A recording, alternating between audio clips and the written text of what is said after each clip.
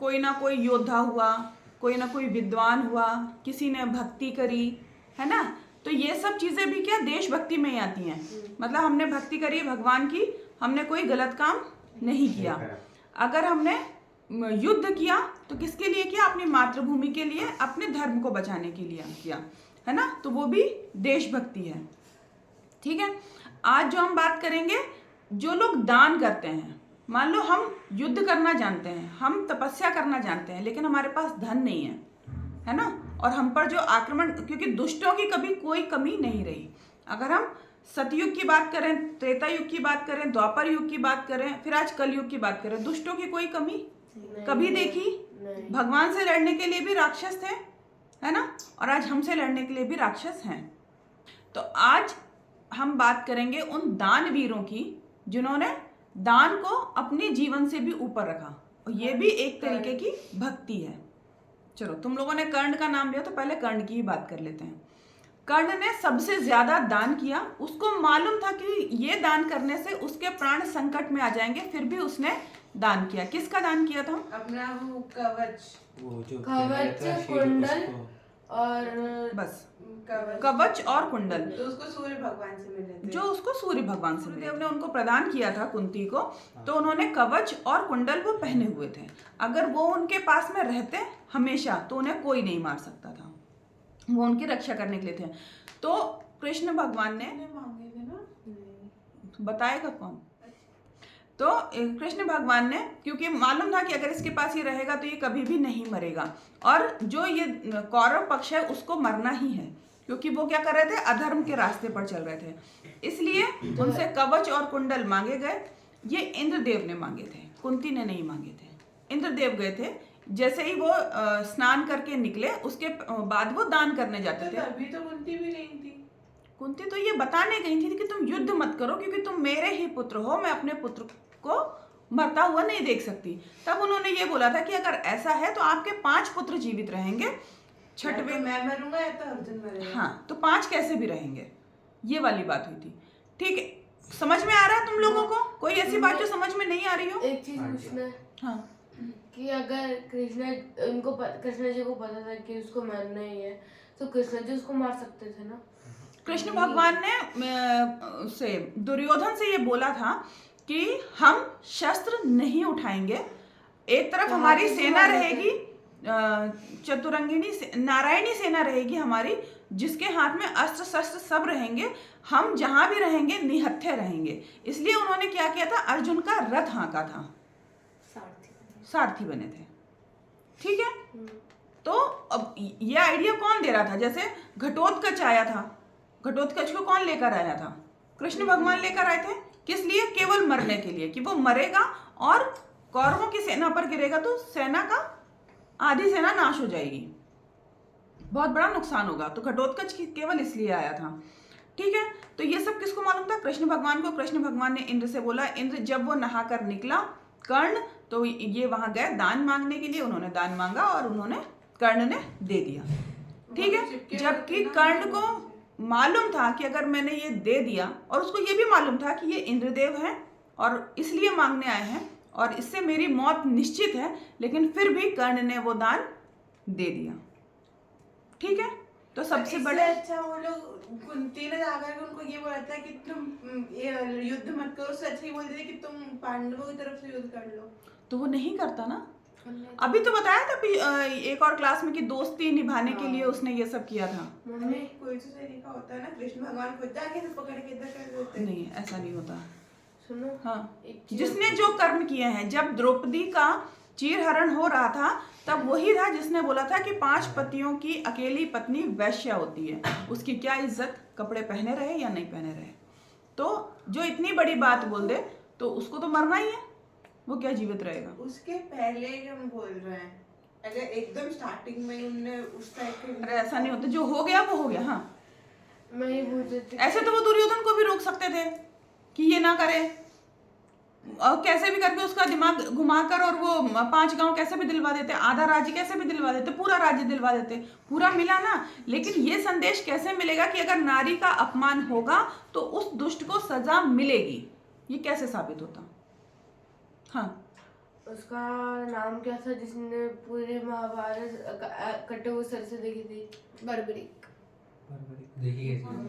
चलो ठीक है, बर्बरी की कथा फिर कभी सुना देंगे। अभी जो बात कर रहे हैं वो कर लें। एक दानी कर्ण महादानी था, ठीक है। आज हम दूसरी बात करेंगे। चलो अब जब इस युग की ही बात करें तो एक इस युग की कर लेते हैं कि ऋषि दधीची, ये भी एक बहुत बड़े दानी थे। जापान से थे क्या? ये अपने ही थे। ऋषि कहाँ होते हैं? ऋषि यहीं होते हैं भारत में। आगे का नाम पढ़ना। दधीची। मेरे को तो जापान वालों का नहीं लग रहा है। नहीं, दधीची।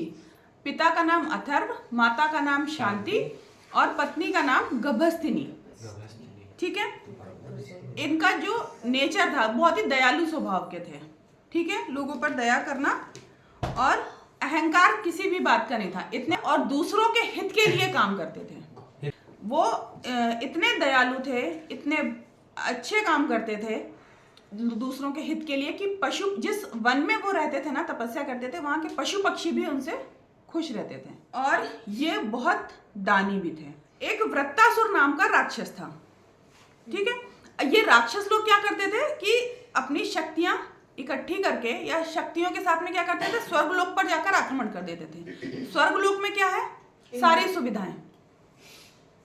वहां पर जल का कंट्रोल इनके हाथ में, अग्नि का और वायु का और अग्नि, हर चीज का कंट्रोल वहां है सबसे ज्यादा। दुनिया वहीं से चली है, ठीक है, सब कुछ देने वाले वही हैं। तो वो अपने हिसाब से चलाएंगे दुनिया, इसलिए वो सबसे ज्यादा पहले क्या करते थे, स्वर्गलोक पर जाकर आक्रमण करते थे और उसको जीतने की कोशिश करते थे। हमेशा हम ये सुनेंगे इसने जाकर स्वर्गलोक पर हमला किया। ऐसे ही वृत्तासुर ने जाकर स्वर्गलोक पर आक्रमण किया और वो बहुत ताकतवर था। इंद्र कहाँ गए? ब्रह्मा विष्णु और महेश के पास गए। उन्होंने कहा कि इसको मारने के लिए हमें ऐसे इंसान की हड्डियों की जरूरत है जिसमें बहुत ज्यादा तेज हो, बहुत ज्यादा ज्ञान हो, अहंकार ना हो, मतलब नेगेटिव चीजें जीरो हो और पॉजिटिविटी में वो बहुत हाई हो। 100%। सबसे पहले उनको कौन मिले? मतलब एक ही थे उस समय, ये दधीची। तो दधीची के पास गए कि प्रभु हमें वृत्तासुर को मारना है और आपसे ऐसा ऐसा हमें काम है। तो उन्होंने कहा कि मानव कल्याण के लिए अगर मेरी हड्डियां भी काम में आ रही हैं तो मैं वो भी दूंगा। हड्डियों से क्या? उन्होंने अपने शरीर को त्यागा और उनके शरीर से हड्डियां निकाली गई। हड्डियों के चूरे से या हड्डियों से वो औजार बनाया गया, वज्र। क्योंकि ये नेगेटिविटी में हाई था वृत्तासुर और ये पॉजिटिविटी में हाई थे, तो पॉजिटिविटी से ही नेगेटिविटी को मारा जा सकता है। हड्डियों की क्या जरूरत? उनको बोल देते और जाकर के मार देते। नहीं, तो प्रहार प्रहार किससे किया जाएगा?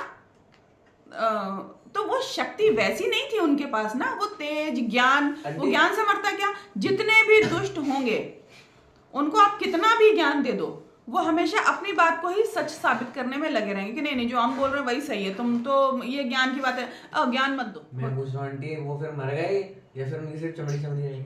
नहीं नहीं, वो मर गए। उन्होंने अपने शरीर का खुद ही त्याग, तभी तो वो दानी कहलाए ना। केवल इसलिए कि मानव का कल्याण हो, उन्होंने अपने शरीर का त्याग किया। उनके शरीर से हड्डियां निकाली गई, उसके बाद वज्र बनाया गया, तलवार जो भी कुछ बनाया गया होगा, और उस वाले हथियार से वृत्तासुर को मारा गया। तब मानव कल्याण के लिए उन्होंने अपने शरीर तक का दान कर दिया, अपनी हड्डियों का दान कर दिया। ठीक है, तो ऐसे थे ऋषि दधीची, ये नाम याद रखना। ठीक है, हाँ, और कुछ? ठीक है, 2 दानियों की बात कर ली हमने। अब एक तीसरा दानी, अगली बात करेंगे भामाशाह की। आंटी कैसे कैसे नाम पकड़ के लाते हो? सोचो तुम लोगों को ये नाम पता नहीं है, जबकि इन लोगों ने इतना कुछ किया है अपने देश के लिए, अपनी संस्कृति को बचाने के लिए, अपने धर्म को बचाने के लिए। भामाशाह, भामाशाह के लिए एक स्लोगन बोला जाता है, वो तुम लोगों को मैं पढ़ के बताती हूँ। वह धन्य देश की माटी है जिसमें भामासा लाल पला, उस दानवीर की यश गाथा को मेट सका क्या काल भला।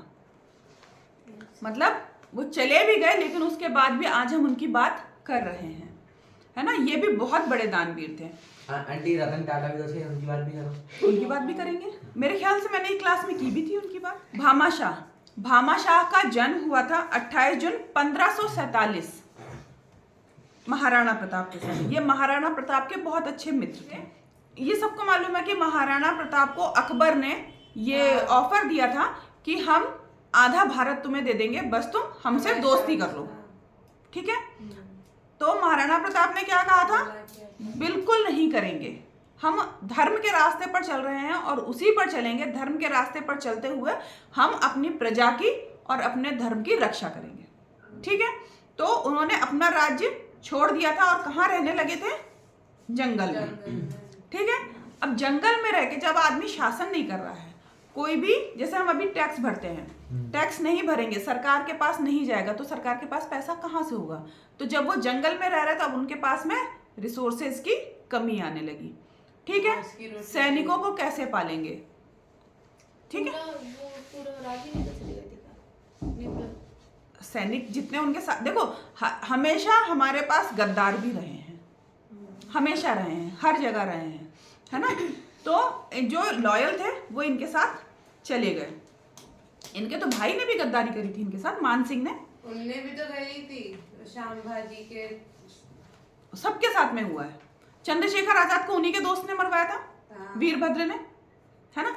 तो ये जंगल में है और अब इनके पास में रिसोर्सेज की कमी आने लगी। ये इनके दोस्त थे और ये कौन थे, किलेदार थे, भामाशाह। बहुत पैसा था इनके पास में, तो इन्होंने अपना सारा पैसा उठाकर इनको महाराणा प्रताप को दे दिया था कि आप सैनिकों की ट्रेनिंग होगी, हथियारों की जरूरत पड़ेगी, खाने पीने की जरूरत पड़ेगी। तो इतना पैसा दिया था कि 25 साल तक बैठकर इनके जो सैनिक हैं वो आराम से खाना पीना कर सकते। तो उन्होंने क्या किया था, भामाशाह ने अपनी सारी संपत्ति उठाकर इनको दान कर दी थी।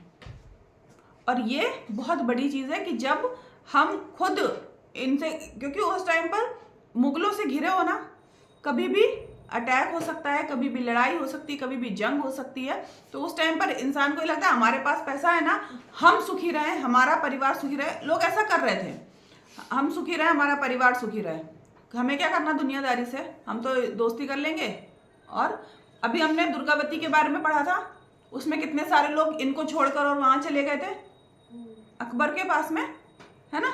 तो भामाशाह एक, आज जब कोई हम दानवीर की बात करते हैं ना, तो हम उसको भामाशाह बोलकर संबोधित करते हैं, क्योंकि ऐसा करना कि अपनी सारी संपत्ति दान कर देना, ये बहुत बड़ी चीज होती है। उनका नाम भामाशाह है, भामाशाह उनका नाम, ठीक है। तो आज हम लोगों ने 3 दानवीरों के बारे में बात की। कौन कौन से दानवीर, कर्ण, दधीची और भामाशाह। भामाशाह, कर्ण, दधीची और भामाशाह। दधीची ऋषि थे, क्या है तुमको, है ना। कर्ण योद्धा थे और भामाशाह वो भी एक योद्धा थे, ठीक है। आगे बात समझ।